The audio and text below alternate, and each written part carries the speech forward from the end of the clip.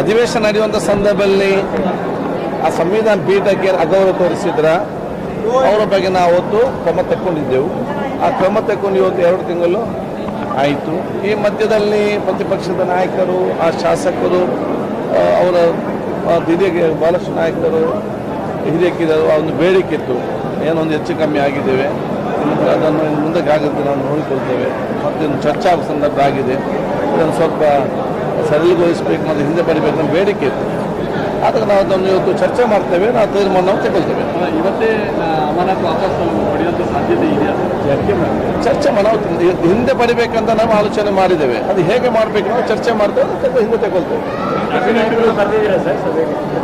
ಪ್ರತಿಪಕ್ಷ ನಾಯಕರು, ಮನೆ ಮುಖ್ಯಮಂತ್ರಿಗಳು, ಕಾನೂನು ಸಚಿವರು, ನಾನು ಮತ್ತು ನಮ್ಮ ಪ್ರತಿಪಕ್ಷ ನಾಯಕರು ಮತ್ತು ನಮ್ಮ ಎಲ್ಲ ಸಭಾಧ್ಯಕ್ಷರು ನಾವು ಆಹ್ವಾನಿಸ್ತೇವೆ. ಕ್ಯಾಬಿನೆಟ್ಗೂ ಕೂಡ ಸಲಹೆಯನ್ನು ಕೊಟ್ಟಿದ್ದಾರೆ ಸರ್, ಚರ್ಚೆ ಮಾಡಿ ನಿರ್ಧಾರವನ್ನು ತೆಗೆದುಕೊಳ್ಳಿ ಅಂತ. ಅಲ್ಲಿಂದ ಏನಾದರೂ ಬಂದಿದೆಯಾ? ಲಾ ಮಿನಿಸ್ಟರ್ ಇದ್ದಾರೆ. ಈ ವಿಚಾರದಲ್ಲಿ ತಮ್ಮದೇ ಪರಮಾಧಿಕಾರ ಇರುತ್ತೆ. ಕ್ಯಾಬಿನೆಟ್ನ ಸಲಹೆ ನೋಡಿ, ಸಿಎಂ ಸಲಹೆಯಲ್ಲಿ ತಗೊಳ್ಳೋದು ಸರಿಯಾ ಅಂತ ನೋಡಿ, ಅವತ್ತು ಆದಂಥ ಘಟನೆಯನ್ನು ನಾವು ವಿಧಾನಸಭೆಯಲ್ಲಿ ಪ್ರಸ್ತಾಪಿಸ್ತೇವೆ. ಅದಕ್ಕೆ ರೆಸೊಲ್ಯೂಷನ್ ಪಾಸ್ ಮಾಡಿ ಅದು ಬಹುಮತದಿಂದ ಅಂಗೀಕರಿಸಿಗೊಳಿಸಿದೆ. ಅದು ಬಹುಮತ ಶಾಸಕಾಂಗ ಮತ್ತು ಎಲ್ಲ ಶಾಸಕರು ಬಹುಮತ ಇರುವಂಥ ಶಾಸಕರು.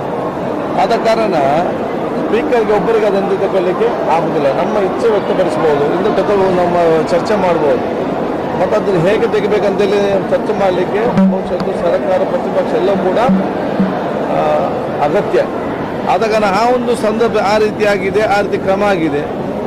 2 ತಿಂಗಳಾಗಿದೆ. 6 ತಿಂಗಳಲ್ಲಿ 35% ಮುಗಿದಿದೆ.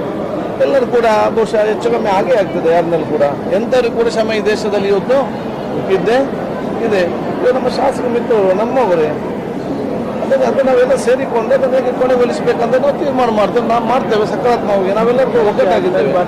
ಮತ್ತು ಅಲ್ಲಿ ಅದು BJP ಶಾಸಕರು, ಕಾಂಗ್ರೆಸ್ ಶಾಸಕ ಅಂತಲ್ಲ, ಸಂವಿಧಾನ ಪೀಠಕ್ಕೆ ಯಾರು ಅಗೌರವ ತೋರಿಸಿದ್ರೆ ಅವರನ್ನು ಮಾತ್ರ, ಅದಕ್ಕೆ ಪಕ್ಷದ ಯಾವ ಸೀಮಿತಗೊಳಿಸೋದು ಬೇಡ. Thank you sir.